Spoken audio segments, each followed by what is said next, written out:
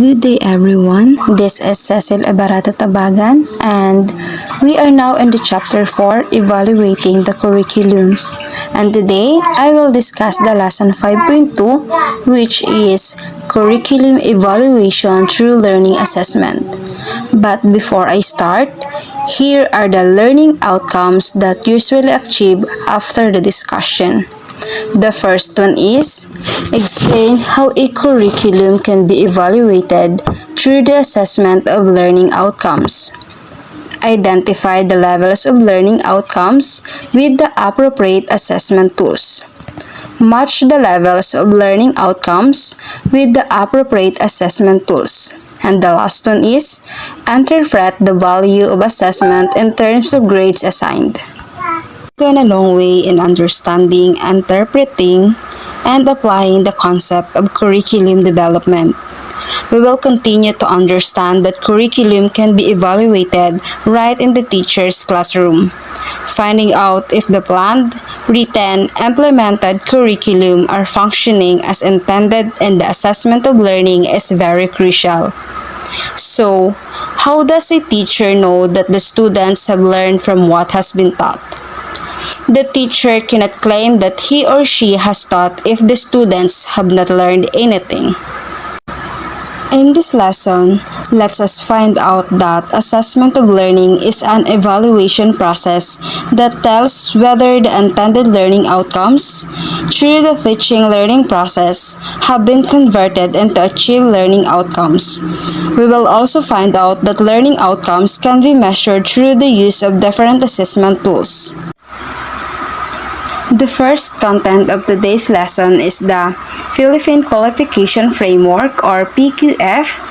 PQF is a reference system of national standards of what qualification one has earned by education and training in the Philippines. It specifies what an individual has learned in and out of formal schooling. Based on qualification, levels and degree of competences of knowledge, skills, applications, values, and degree of independence. A person is deemed qualified if he or she achieved the specific learning outcomes necessary for the academic, work, and community requirements for which an official qualification recognition shall be conferred. This is according to Republic Act 10968 Series of 2018. This is the diagram of the Philippine Qualification Framework from level to basic education and technical education and skills development to higher education in the Philippine educational system. The Philippine Qualifications Framework describes the level educational qualifications and sets the standards of qualification outcomes.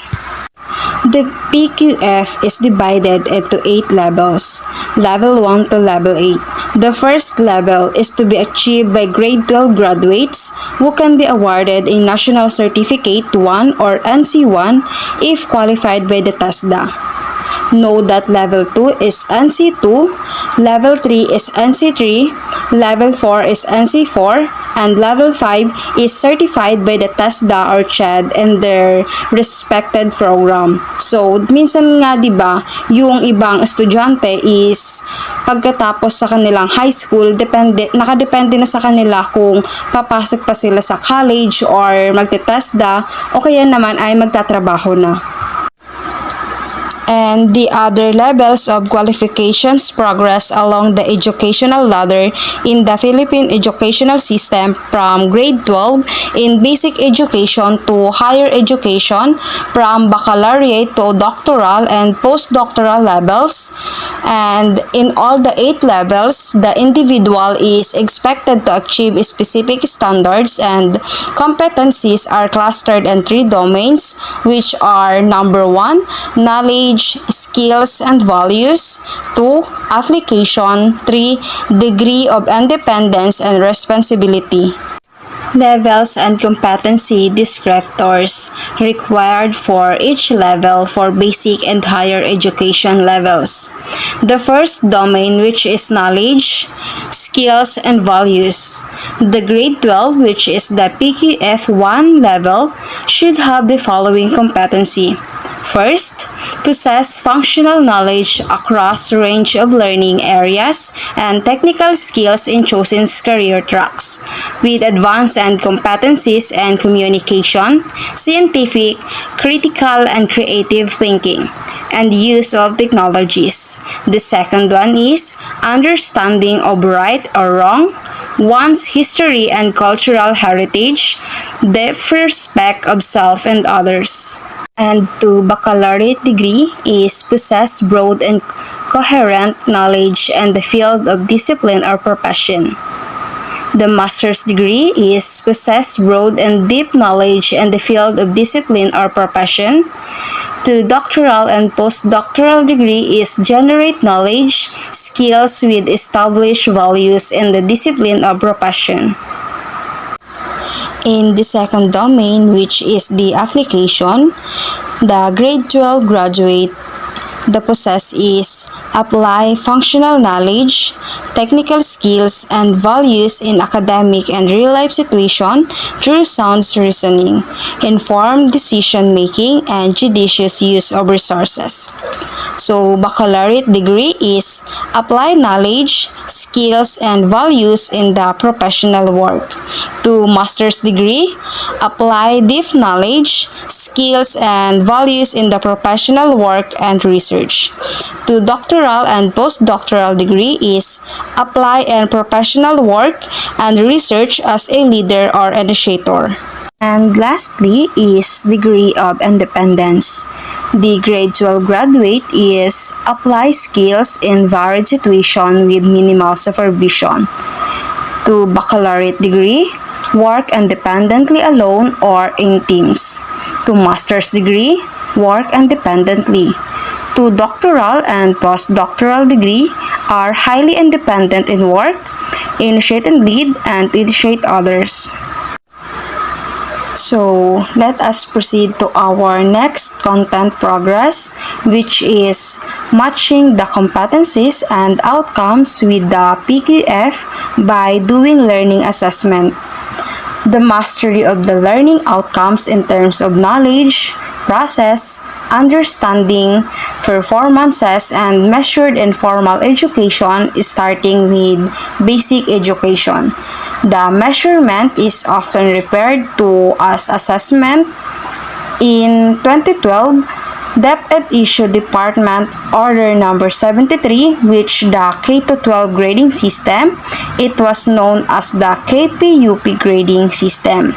The knowledge, process, understanding, and performance. So, kung babalikan nga natin, ito yung paraan natin or kung paano nga magbigay ng grades ang ating mga teacher nung high school pag nag-check tayo ng mga exam.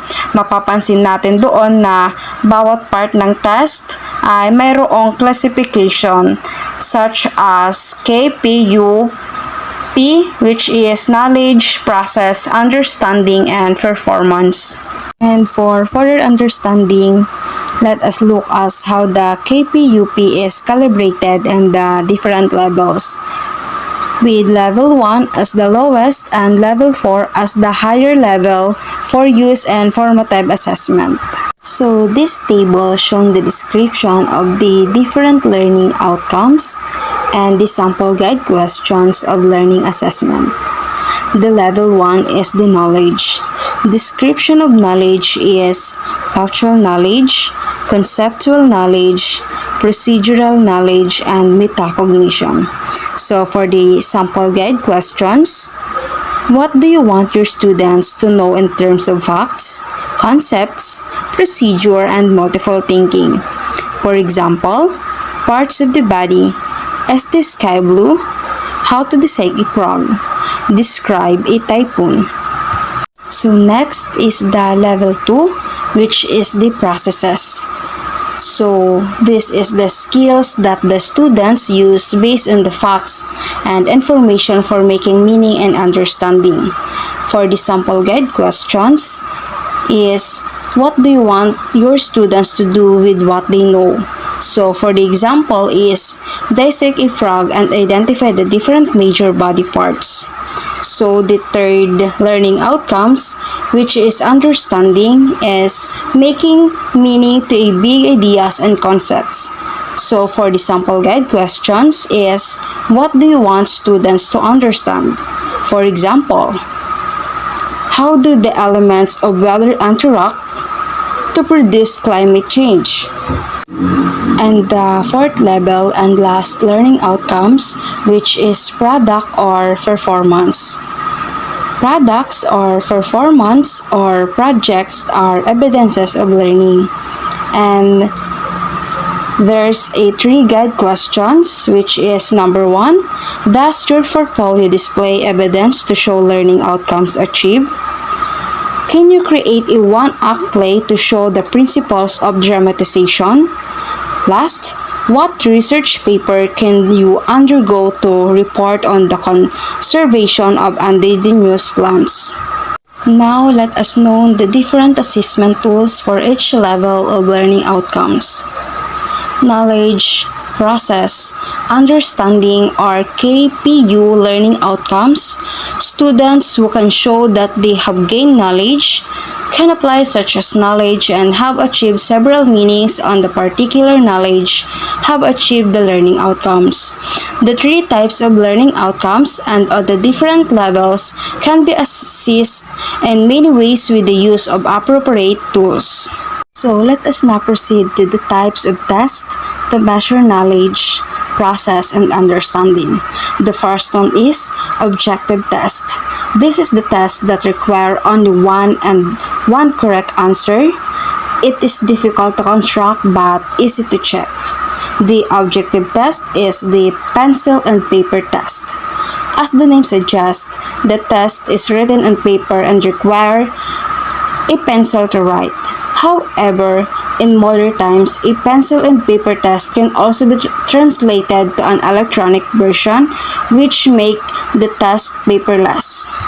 So, there are different types of pencil and paper test. The first one is simple recall. This is the most common tool to measure knowledge. There are varieties of simple recall tests to include: first, fill in the blanks, enumeration, identification, and simple recall. The simple recall test is here somewhat defined as one, in which each item appears as a direct question, praise, or a specific direction.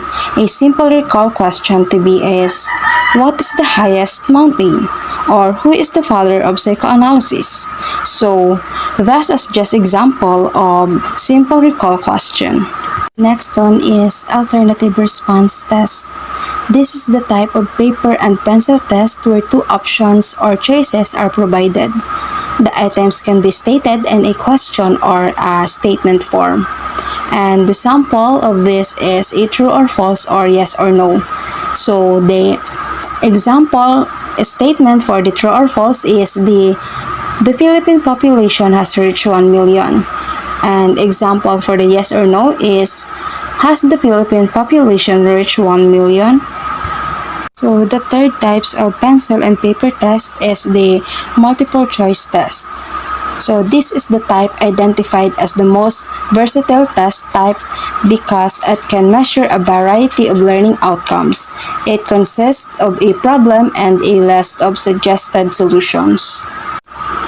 So the incomplete statement or direct question are called STEM, and the list of suggested solutions in words, numbers, symbols, or phrases are called options or choices, and the correct alternative are called answer.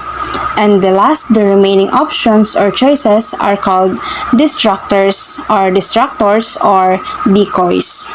So there's a multiple choice test, includes different types, and the first one is correct answer type. Other alternatives are clearly wrong and only one is the correct answer. This can be constructed in either direct question or completion of this sentence. And for the direct question examples is, what is not a member of ASEAN 2015 Economic Community? A. Vietnam, B. Korea, C. Malaysia, and D. Philippines. And the example of incomplete sentence is, a country in Southeast Asia which is not a member of the ASEAN 2015 Economic Community is blank. A. Vietnam, B. Korea, C. Malaysia, D. Philippines. Another type is the best answer type. All the alternatives are correct but only one is the best. So the direct question there is the example is, what do progressive educators consider as the most important factor in the teaching learning process? A. Teacher, B. Learner, C. Books, D. Principal. So for the incomplete sentence, according to progressive educators, the most important factor in the teaching learning process is A. Teacher, B. Learner, C. Books, D. Principal. And another pencil and paper test is the matching type test. The most common matching type test is made up of two parallel columns. The first column is the premise that present the problem, and the second column provides the answer. There are many modified matching types as well. Matching type test is useful in measuring factual information as well as relationships between two things, ideas or concepts. It reduces guessing the minimum as compared to alternative response test. Some of the relationships that can be matched are found in the matrix below. Relationships that can be used in matching type test: persons, achievements; dates, historical events; terms, definitions; principles, illustrations; parts, functions; machines, uses; disease, and causes. So this type of test includes two types, the perfect and imperfect matching types. The first one is perfect matching type. The number of premises in column A is less than the number of responses in column B. The response can only be used once. Example: in column A are popular descriptions of presidents during their terms of office. Match then with the names Philippine president in column B. So this is the example of the column A premise and column B responses. One is imperfect matching type. The number of premises in column A is not equal to the number of the responses in column B, or the other way around, the response or the premise can be used more than once. For example, in column A are names of well-known curriculum evaluators. Match them with the evaluation models they have been identified within column B. You can use the letter once or more than once. And this is the example. So that's all for the objective test. Now let us proceed the other type of test, which is subjective test. Learning outcomes which indicate learners' ability to originate and express ideas is difficult to test through objective type test. Hence, in subjective type test, answers through reflections, insights, and opinion can be given through essay. So essay test items allow students freedom of response. Students are free to select, relate, and present ideas in their own words. The type of answers would reflect the extent of learners' knowledge of the subject matters, ability to use higher order thinking skills, and express ideas in an accurate, creative, and appropriate language.